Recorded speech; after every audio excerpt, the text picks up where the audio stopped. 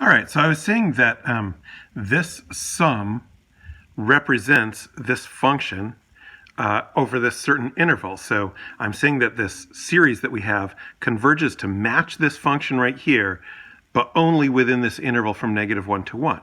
And this function that we're talking about, sum of x to the n, right?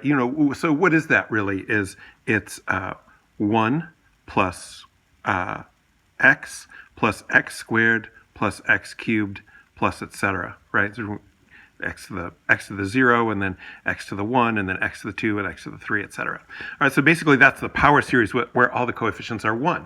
So what I'm going to do is show you, what that means, what it looks like. So what I got here on Desmos is, here's our function, just as I described it here. It's our function 1 over 1 minus x. That's 1 over 1 minus x is this graph. All right, and it's defined over this whole, all real numbers except x equals 1 is where that graph is defined. So what I have here is a certain number of terms of the series. So the series we're talking about, 1 plus x squared plus x cubed. All right, what I've got over here on the side is 1 plus x, and then I've got 1 plus x squared, 1 plus x squared plus x cubed. So what I have is an increasing number of terms of this series that we claim, or that I've claimed so far, somehow models this function or represents that function. So let's see how that works. So I'm going to turn on the first one, which is y equals 1. And as you already knew about the line y equals 1, it's just a horizontal line. It seems to have absolutely nothing to do with the function 1 over 1 minus x.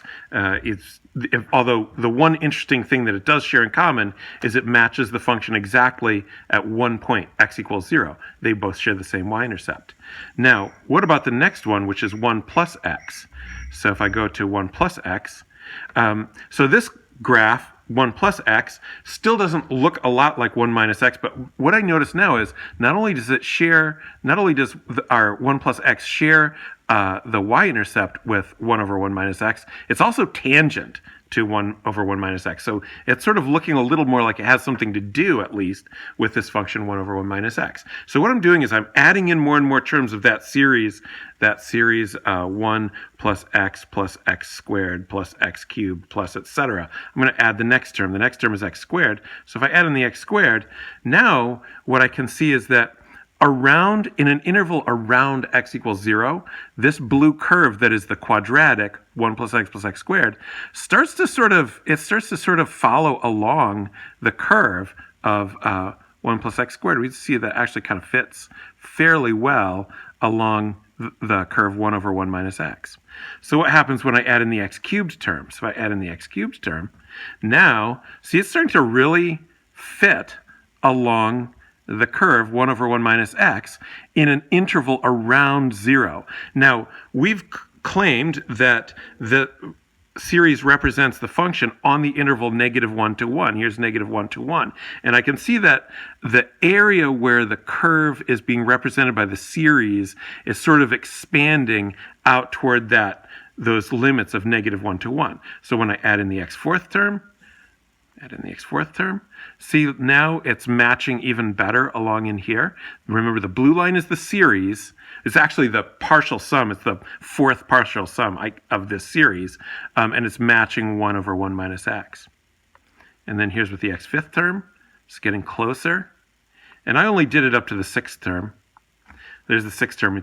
So you can observe a lot of things. Like, for example, between -1 and 1, the series is starting to match the function really well. The theory is that if I had infinitely many terms, then between -1 and 1, but not including those endpoints, the function and the series would match perfectly at every point.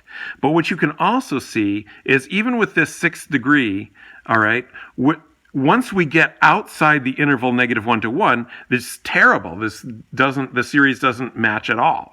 Right, and as particular with when we get past +1, for example, the series is giving you these increasing positive numbers, whereas the function is negative numbers that are converging towards 0. So Outside of the interval -1 to 1, -1 to 1, we have a good match. Outside of that interval, we have nothing. We have no correspondence at all. And so that's what typically happens with these series. And what we're about is using a series to represent a function that's not a polynomial. So the series is like an infinite polynomial, and we're using it to represent something that is not at all a polynomial. And you can see how that fit gets better and better with more terms, but only within the prescribed interval. In fact, outside that prescribed interval, the series does not even converge. It's just diverging up to infinity.